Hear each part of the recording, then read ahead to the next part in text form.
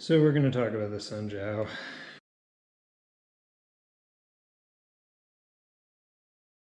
This is not a fun subject to talk about at this level. Later on, it's going to be a lot of fun, but really year one San Jiao is not a great subject.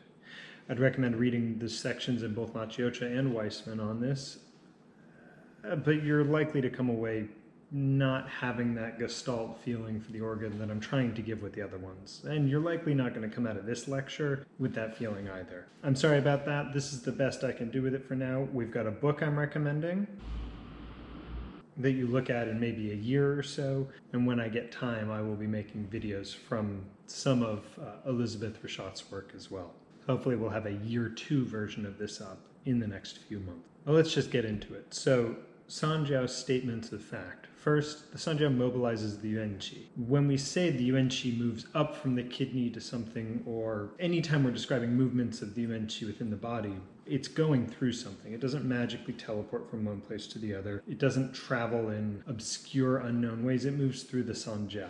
This is one of the reasons why often the San Jiao gets compared to, say, the lymphatic system or the circulatory system. I wouldn't touch either of those comparisons if I were you, especially not in your first year. But there is overlap. The San Jiao also does much more, and we often have the problem that when Chinese medicine concepts are related to Western medicine concepts, we lose the detail of the Chinese medicine version. It becomes an early and amateurish attempt at explaining the lymphatic system, when really it's kind of a little bit of lymphatic system and a whole other world of things. The second statement of fact is that the San Jiao controls the transportation and penetration of qi. When we say that the spleen, which is in charge of transformation and transportation, transports qi from the granaries to the army, or when we see a case of lung qi deficiency due to spleen qi deficiency, the spleen not creating qi and then not sending it to the lungs, the thing that it's not sending it through is the San Jiao. When we say the spleen transports qi to the liver,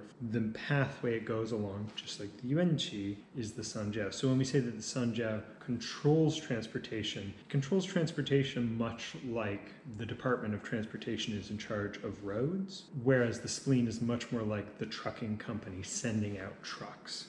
The third aspect is that it controls the water passages and the excretion of fluids. This is also overlapping with the fact that the San Jiao is the official in charge of irrigation. When we talk about fluids within the body, when we talk about fluid deficiency, when we talk about, say, accumulation of dampness below and dryness above, it's the San Jiao in which that's all happening. So these controls and mobilizes statements are a little bit fuzzy in that really the San Jiao is the substrate of transportation and the substrate of the water passages. It is the passages through which water moves. It has some controlling function, but we tend to influence it through other things. The San Jiao itself is an organ that we have 3 herbs that go to it. We use San Jiao points on the body, but they're not, with a few exceptions, they're not where our heavy hitters generally lie, and we don't have pathology, really, associated with the San Jiao as an organ when we're looking from a Zong Fu perspective. All of which is to say these big statements about controlling and mobilizing are really more statements about where the San Jiao is and what it's made up of than it is about its function. Next we have controlling the ascending, descending, entering, exiting of qi in all organs and all parts of the body. This is a huge statement. But again, when we're talking about ascension, we're mostly looking at the spleen. We're talking about descending, we're largely looking at the stomach. Those two are doubly true within the digestive system. The lung has its influences on bringing in and connecting down to the kidneys. The kidneys reach up and grasp. We have so many organs that take parts in ascending and descending. Same for exiting and entering. We have organs which bring things to the surface, like the lungs misting outwards. We have organs that internalize. If you have someone who has difficulty sleeping or insomnia, often we'll be using points which nourish and bring into the yin to bring their energy inwards. And the San Jiao doesn't really show up for any of that. That being said, when we have problems with ascending and descending and entering and exiting, even though we'll be focusing generally on other organs, a San Jiao point or 2 will often come into play. I would personally substitute a word like assists or aids in management as opposed to controls here. We've then got a few statements of fact that relate to the nature of the 3 jiaos. The upper jiao is like a mist, the middle jiao is like a foam, The lower jiao is like a sluice. On their own, these words don't mean a lot. What this should be taken as is that there's a light, airy, relatively yang aspect to the upper body, kind of a balance, this mix of liquid and air, this yin and yang combination in the middle, and the lower burner is the place where everything accumulates to be let outwards. This is partially how much turbidity is in each, it's how heavy each one is, how yin each one is, but it also informs us about the sort of disorders we should expect to see in these places. We're more likely to see damp, turbid accumulation in the lower jiao as a whole, and more likely to see things like dryness in the upper jiao as a whole, less talking about the individual organs. Next, we're going to go into the statements of fact that you're not going to be tested on in boards and comps. These are the things that Maciocia, for example, just left out. The first is the triple burner has a name, but no form. This one's relatively annoying at first. The San Jiao describes things, but there is no San Jiao that you can touch or grasp onto. Traditional pictures of it often look like a grate or a set of lines, or say a fence made out of bamboo with gaps in between. It's this thing that's kind of everywhere and yet can't be found. Very much like a Zen koan style description. It's there yet it isn't. It's everywhere yet you can't find it. The next statement of fact is that the triple burner is one name, three concerns. When we're talking about these three different jiaos within the body, these three different areas, we're not talking so much about the body cavities that exist there, but we're also not really talking about one thing. We're talking about how these three different things interact. We're saying that somehow, despite these three things having a different nature, there is a sameness to them. The next statement of fact is a description of what the three jiaos are. The head to the heart is the upper burner, the heart to the navel is the middle burner, and the navel to the feet is the lower burner. Outside of that, I don't have much to say about that. You just need to know where the actual jiaos are. The next statement of fact, and these come from Bob Flaw's statements of fact, is, quote, the triple burner is the function of ministerial fire. It divides and spreads life gate source chi. It rules uprearing and downbearing, exiting and entering. It parades between heaven and earth. It is the overall understanding of the chi of the five viscera and six bowels, the constructive and defensive, yin and wei, the channels and network vessels, the internal and external, the above and below, left and right. It is the business house of the bowel of central essence. Above it governs absorption, in the middle it governs transformation, and below it governs exiting.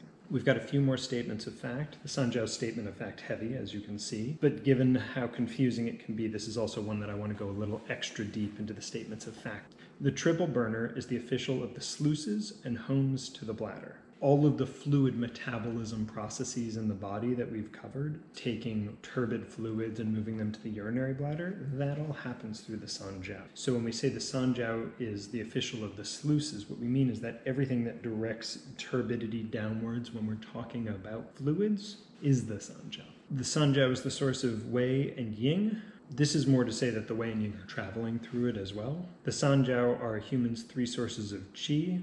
I think of this as referring to the three dantians in the body, lower, middle, and upper dantian, not a first-tier concept. The San Jiao are the passageways and streets of water and grain. All transportation is happening through the San Jiao. So when we say the passageways and streets of water and grain, we're kind of restating some of what we've said earlier. The San Jiao are the parting and courier of the original qi and govern the free flow and movement of the three qi which pass through the five viscera and six bowels. Again, the movement of qi is happening through the San Jiao. The lower jiao governs liver and kidney diseases. Anytime we're looking at someone, especially with chronic liver or kidney related issues, we want to look at the health of the lower jiao as a whole, make sure that we're properly removing turbidity, for example. And the last one is that the Shinbao Luo, kind of the thing we translate as pericardium, and the San Jiao stand in an exterior-interior yin-yang relationship. I'm not going to touch the Shinbao Luo much right now. So one of the things you might be thinking at this point is, that was a lot more statements of fact than we normally get. Part of that is there just are more statements of fact about the San Jiao. We have more statements of fact because we need more to explain what it is that we're talking about, because this is relatively confusing. The San Jiao is hard. There's a form to it in that there are pipes throughout the body. There are these transportation mechanisms. There are these wires that things are going through. We've got the evacuation of urine. We've got the cavities of the stomach, body cavities that things are sitting in. These jiaos themselves themselves, there is form, but at the same time, it's the function, the animation and irrigation of the whole body that's happening through this. So when we say San Jiao, it can be hard to know, are we talking about the areas of the body? Are we talking about foam, mist, and sluice? Or are we talking about irrigation network? Are we talking about yuan qi transportation? Because of this difficulty, often the San Jiao just isn't talked about that much. And that's kind of a shame. We have a quote here from Elizabeth Rachat de la Vallée. Quote, San Jiao, the triple heater, is one of the most difficult concepts to grasp in Chinese medicine, not only because as an entity it has no equivalent in Western medicine, but also because in China itself it has not been clearly and plainly defined. Now that we've finished the statements of fact, we're going to be going forward and looking at the San Jiao in 4 different ways. As a yang organ, as a mobilizer of yuan qi, as divisions of the body, and as the actual cavities within the body. First, let's look at it as a yuan qi mobilizer. When we talk about qi coming up from the kidneys into the internal organs to warm the spleen, or for the zong transforming into the jin qi in the chest, or for aiding in the transformation of gu qi, all of these things are yuan qi coming up from the kidneys. It doesn't have another way of moving. The San Jiao is its mobilizer. In addition to that, we have a qi associated with each of the 3 jiaos. The zong qi in the upper jiao, the ying qi in the middle jiao, and the wei qi in the lower jiao. It's a little bit odd to see wei qi as the lower jiao related qi. Just understand that that's more of a starting place. And it moves out. After that, we have the 3 jiaos in relation to organs. The upper jiao is going to have the lungs and the heart. The middle jiao, the spleen and the stomach. The lower jiao is going to have the kidney, the intestines, and the urinary bladder. The liver and gallbladder need to be touched slightly separate.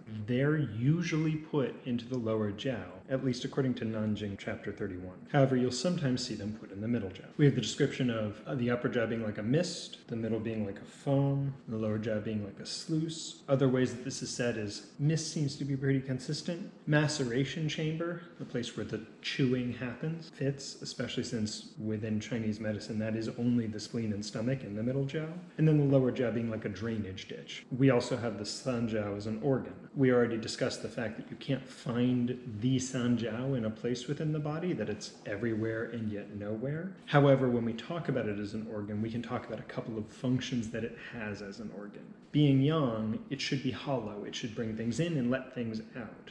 We see that happening. It can let in the yuan qi from the kidneys and let it out into the upper jiao. But each of the jiaos has a qi that it lets out. We let out wei qi in the upper jiao, ying qi in the middle jiao, and fluids in the lower jiao. This discussion of letting things out would be almost relating it to the intestines, or talking about it as being made up of one-way streets. Fluids are coming in all through the body. Some fluids which we want to keep are being let out into organs in the upper jiao, and then the fluids which have become turbid are being let out into the lower jiao, into the sluice to be drained. Qi that we want, such as pure qi from the spleen, which needs to go and nourish other organs, is being let into the San Jiao in the middle jiao, and then let out in whatever area it needs to be going to. If it's being let out to be nutritive, it's let out in the middle jiao, where it begins its circulation through the primary channels. If we're talking about wei qi, it's coming up from the lower jiao and being released into the lungs in the upper jiao, where it's put out to the skin. And to summarize its function as an organ, as a yang organ, as a hollow organ, as a fu, anywhere that things are entering and leaving but staying inside the body, but not really related to the digestion of food or the excretion of food or water, we're really looking at the San Jiao. The San Jiao does also control the body cavities. So the chest cavity, the abdominal cavity, the pelvic cavity, that's all San Jiao. But we're also talking about joint spaces. We're also talking about the tsoli, the space between the skin and the muscles. We're talking about the area above the diaphragm. You'll see this show up every now and then in herbology and acupuncture, problems located above the diaphragm. Anything between the membranes and the abdominal cavity itself. All of these spaces within the body where things are moving around that don't otherwise really have names or concepts associated with them, like channels, that's where the San Jiao is. So when we talk about body cavities, it's just just adding another layer of complexity. The San Jiao is responsible for moving qi in and out of the body cavities. And we have a quote from the Lei Jing in 1624. Outside the internal organs and inside the body, wrapping the internal organs like a net, there is a cavity that is a fu. It is the name of a ditch, but the shape of a fu. The internal organs have substance. The cavities are like a bag that contains that substance. That's the San Jiao. So when we want to think of the San Jiao and how it relates to the whole body, how do all those things integrate, it's kind of the circulatory system, but also not. There are aspects of the circulatory system that we would think of as San Jiao related, and there are aspects that aren't. It's similar to the lymphatic system, but also different and also more. It's everywhere, and it's often affected by pathology in the body, but it's rarely actually a causative factor. San Jiao doesn't really go wrong, but things can happen which create problems within it. So let's try to get into some San Jiao pathology. What do we have listed as the patterns that relate to the San Jiao? There are no San Jiao patterns, at least no Zhangfu San Jiao patterns. There's no damp heat, there's no blood stagnation, there's no qi stagnation in the San Jiao. Other patterns can affect the San Jiao. For example, if we diagnose someone with damp cold in the spleen and stomach, we may see an increase in turbidity in the lower jiao, creating problems with the San Jiao being able to excrete turbid substances through the sluice. But that's more of a backup within the system. There can be a branch issue there, and we may use San Jiao points to open up the San Jiao, but it itself doesn't have a diagnosable problem. Perhaps we could say stagnation within the San Jiao, but we don't. Maybe we should. There are almost no herbs that directly affect the San Jiao, and there are no herbal diagnoses that I've found that are San Jiao related. There are body cavity patterns. There's a whole diagnostic system of like upper Jiao pathology, middle Jiao pathology, lower Jiao pathology, but that's not a San Jiao problem. That's area-related problems. And even within those patterns, the herbs that are used to treat, say, the area above the diaphragm often don't have any herbs which actually enter the San Jiao itself. Because the San Jiao is a little harder to understand, I'm going to add one more reading. The Nanjing chapter 6 says, "The San Jiao is the envoy of the original qi. The places where the original qi resides are known as the yuan source points. This passage therefore implies both that the original qi resides at the yuan source points and that the San Jiao is the transmitter of the original qi. As the yuan source points of the San Jiao channel, therefore, there is every reason to expect that yang qi, San Jiao 4, would be an important point to strengthen the yuan qi in the treatment of diseases of deficiency, and San Jiao 4 is used for exactly this purpose in the Japanese tradition of acupuncture. It has also been suggested that yang qi, San Jiao 4, is effective to regulate the conception and penetrating vessels in the treatment of disordered menstruation. Examining the classical Chinese records on the use of yang qi, San Jiao 4,